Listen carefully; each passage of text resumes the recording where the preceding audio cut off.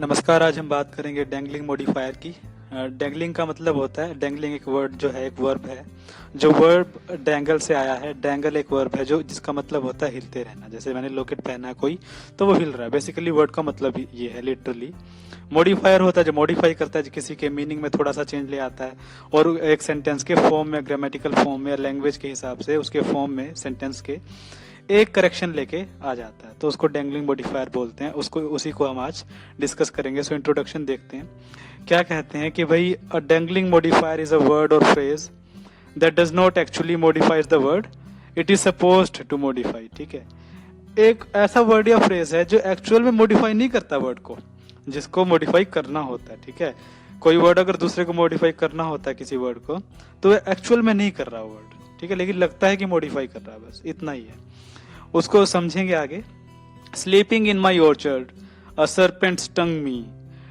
अपने बगीचे में सोते हुए मुझे एक सांप ने डस लिया। स्टंग में, स्टिंग की सेकंड फॉर्म स्टंग। सर्पेंट होता स्नेक के लिए, सांप के लिए। ठीक है, एक सांप ने मुझे डस लिया। अब देखिए कैसे एक फॉर्म बना है। ठीक है ना, तो इस तरह से जो स्टूडेंट्स, ये जो मॉडिफायर है यहाँ पे, मॉडिफाई क्या करेगा, ये जो सब्जेक्ट है यहाँ पे, ये क्या करेगा, यहाँ पे सब्जेक्ट कोई और नजर आ रहा है, इस क्लोज में सब्जेक्ट कोई और नजर आ रहा है, तो इन दोनों सब्जेक्ट्स के बीच में जो कोऑर्डिनेशन बिठाना है वो गलत ना हो और मीनिंग जो है सेंटेंस का वो सही कन्वे हो। यही एक डैंगलिंग मॉडिफायर का काम होता है। उसको आगे देखेंगे। प्रेजेंट पार्टिसिपल या पार्टिसिपल फ्रेज में के तौर पे कैसे काम करता है एक डैंगलिंग मॉडिफायर, देखिए। Walking in the park a snake bit him. देखिए, कहना ये चाह रहा है वो कि भाई उसको पार्क में घूम रहा था तो स्नेक ने काट लिया उसको। अब वॉकिंग इन द पार्क, कौन घूम रहा था, यहां जो आएगा ना वो घूम रहा था, उसकी बात होगी। अब स्नेक है यहाँ पे, तो ऐसा तो नहीं है कि फिर स्नेक घूम रहा था सांप में। ठीक है, तो फिर काट किसको लिया।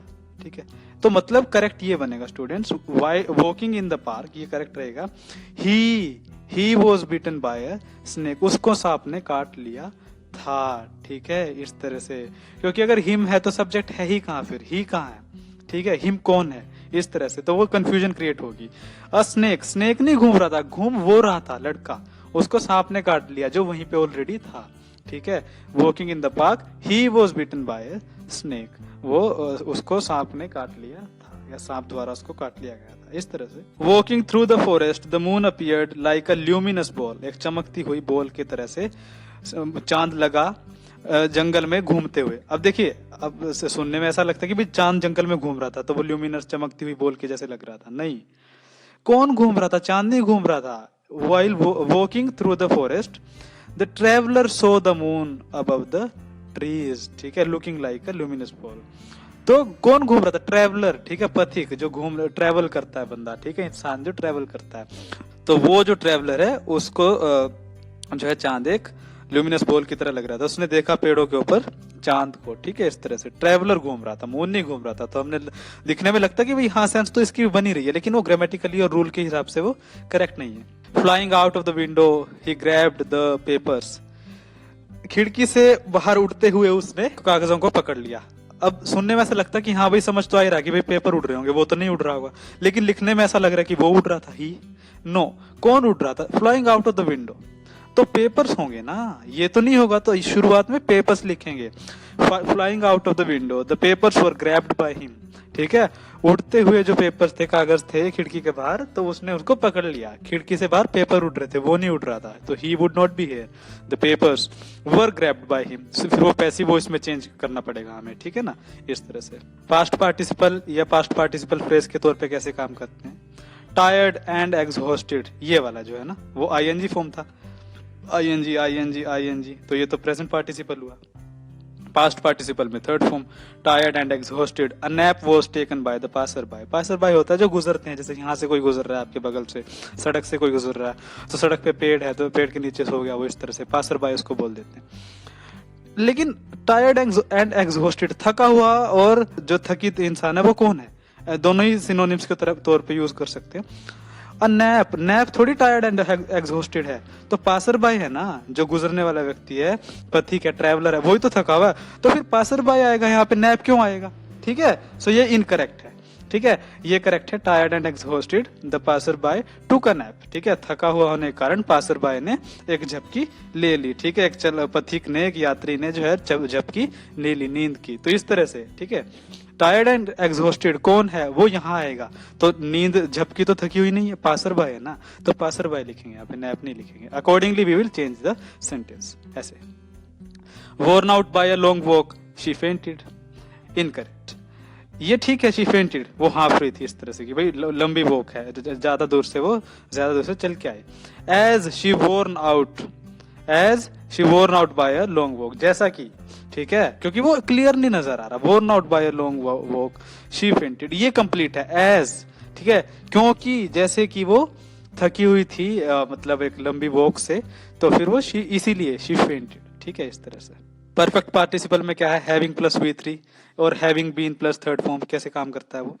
Having arrived late for practice, a written excuse was needed. देखिए कि भाई अब इसमें ये पता है कि भाई लेट आने के बाद एक लिखित में जो है कारण मांगा गया, ठीक है, कौन लेट आया, किसने मांगा कारण, ये तो पता नहीं ना। अब यहाँ पे करेक्ट होगा, वो सब्जेक्ट तो होना ही चाहिए, इसमें सब्जेक्ट है ही कहाँ, इस पूरे सेंटेंस में सब्जेक्ट नहीं है, लेकिन इसमें है ना। In the latter sentence we can see that subject is there, the team captain having arrived late for practice, then team captain needed a written excuse, ठीक है, लेट आने के बाद टीम कैप्टन को क्या चाहिए था, उसने क्या मांगा, एक लिखित में कारण मांगा। कोई लेट आया तो उसने क्या कहा कि भाई लिखित में कारण चाहिए, इस तरह से। Having been served lunch, the problem was discussed by the members of the committee। खाना खा लेने के बाद, दे दिए जाने के बाद, ठीक है, सर्व कर लेने के बाद, जैसे उनको खाना दे दिया तो कमेटी मेंबर्स ने प्रॉब्लम को डिस्कस किया। तो भाई ये जो है ना प्रॉब्लम, तो प्रॉब्लम को तो खाना नहीं दिया गया, खाना किसको दिया गया, मेंबर्स ऑफ द कमेटी को ना। तो ये इसका रिलेशन, इसका जो रिलेशन है स्टूडेंट्स, इसका रिलेशन इसके साथ नहीं है, इसका रिलेशन ये खाना इसको दिया गया, मेंबर्स ऑफ द कमेटी को। तो पहले क्या रखेंगे प्रॉब्लम की जगह भी, यही तो रखेंगे, कमेटी मेंबर्स, ठीक है, प्रॉब्लम आएगी लास्ट में।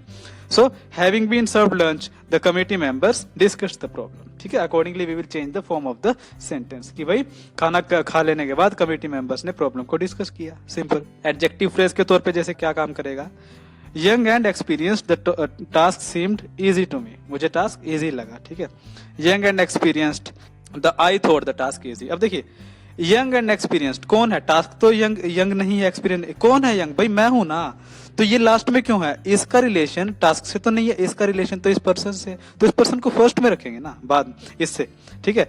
टास्क इजी को मतलब टास्क को क्या रखेंगे, बाद में रखेंगे, लेकिन हमने यहाँ टास्क पहले रख दिया। तो टास्क तो यंग और एक्सपीरियंस नहीं है, यंग और एक्सपीरियंस्ड कौन है, मैं हूं ना, आई है, तो आई होगा यहाँ पे, बिकॉज इसका रिलेशन आई से है ना कि टास्क से। तो it would be correct that young and experienced I thought the task easy, ठीक है, इस तरह से। ओल्ड एंड परवर्ट, परवर्ट होता है किसी चीज को, कोई चीज इस तरह से चेंज हो चुकी हो जो नेगेटिव फॉर्म वे में चेंज हो चुकी हो, नकारात्मक ढंग से चेंज हो चुकी हो, ठीक है। अब मतलब वो बात नहीं, सकारात्मक नहीं है, पॉजिटिवली चेंज नहीं हुआ। जैसे ओल्ड है, बुजुर्ग है, तो फिर वो उसमें चेंज आएंगे, तो वो पॉजिटिव चेंज तो नहीं आएंगे, चेंज तो इस तरह से आएंगे कि भाई अब वीक हो चुका है, एनर्जी नहीं है, चल नहीं सकता, अच्छे से काम नहीं कर सकता, खा नहीं सकता, बीमार रहता है, तो इस तरह से होगा। Old and pervert, fourth marriage seemed not to criticise to him, incorrect होगा ये। कैसे, ओल्ड एंड परवर्ट, भाई फोर्थ मैरिज थोड़ी है ओल्ड और परवर्ट, ठीक है। बूढ़ी और कमजोर या नकारात्मक ढंग से चेंज हुई जो चीज है, बूढ़ी तो चौथी मैरिज थोड़ी वो बूढ़ी है, बूढ़ा कौन है भाई, हिम, वो है ना बूढ़ा, ठीक है, उसी के बारे में बात हो रही है, बुढ़ापे के बारे में तो उसी के बारे में बात हो रही है ना, तो इसको लास्ट में क्यों रखा। इस ओल्ड एंड परवर्ट का रिलेशन इससे है, हिम से है ना, तो ही यहाँ पे रखोगे आप, फोर्थ मैरिज को लास्ट में रखोगे यहाँ पे बाद में, ठीक है। तो यहाँ पे पहले क्यों रखेंगे, क्योंकि इसका रिलेशन इससे नहीं है, इसका रिलेशन ना इससे, बूढ़ा कौन है, ही है ना, वह है ना, तो यहाँ रखेंगे इसको। Old and pervert, he didn't think the fourth marriage to be criticising, got it. Reduced adverbial clause देखते हैं। While walking in the garden, her leg was broken। देखिए उसकी टांग टूट गई थी गार्डन में घूमते घूमते, तो सिंपल है, लेकिन लिखने में इनकरेक्ट है। कौन घूम रहा था, हर लेग, उसकी टांग थोड़ी घूम रही थी, कौन घूम रहा था भाई, शी वो घूम रही थी ना, तो शी लिखेंगे, हर लेग क्यों लिखेंगे यहाँ पे, ठीक है। घूमने का रिलेशन, वॉकिंग का रिलेशन उसकी टांगों से नहीं है बल्कि खुद उससे है, ठीक है। So while she was walking in the garden, और while walking in the garden she broke her leg, उसने अपनी टांगे तुड़वा ली, इस तरह से होता कहने का मतलब, या उसकी टांगे टूट गई, तो इस तरह से। अब टूट गई ये नहीं कि टूट के अलग हो गई, लेकिन ब्रोक ही होता लिखने में, वो इस तरह से लिखा जाता है। शी ब्रोक हर लेग, तो शी आएगा वहां पे, ठीक है ना। वॉकिंग का मतलब उससे है, उसकी टांगों से नहीं है। While going to class, a dog bit me. देखिए, कुत्ते ने क्लास में जाते हुए काट लिया मुझे, इसका मतलब तो ये बन रहा है। While going to, अब going का रिलेशन तो इसमें ये बन रहा है ना, कुत्ता, कुत्ता तो क्लास में नहीं जा रहा था, तो ये तो इनकरेक्ट होगा। क्लास में कौन जा रहा था? मैं, आई। While going to class, I was bitten by a dog. मुझे कुत्ते ने काट लिया था। आई, अ डॉग नहीं होगा, डॉग जो है वो क्लास में थोड़ी जा रहा था। While dog was not going to the class, I was going to the class. So while going to class, class में जाते हुए, I was bitten by a dog, मुझे कुत्ते ने काट लिया था, इस तरह से। While biking home before the storm, an accident had occurred to Jahan, Jahan जहान का एक्सीडेंट हो गया। जहान बाइकिंग होम, जहान एक्सीडेंट थोड़ी जा रहा था घर पे, घर बाइक पे, तो वो तो जहान जा रहा था ना। अब जहान को हमने रख दिया लास्ट में, तो इनकरेक्ट हो जाएगा, गलत हो जाएगा। कौन जाने का, होम घर जाने का रिलेशन किससे? एक्सीडेंट से तो नहीं है ना। जाने का रिलेशन कुत्ते से तो नहीं है ना, इस आई से है ना। तो यहाँ पे जहान से है, तो जहान को रखेंगे ना यहाँ पे पहले, एक्सीडेंट को बाद में रखेंगे। While biking home before the storm, जहान हैड एन एक्सीडेंट, जहान का एक्सीडेंट हो चुका था, ठीक है।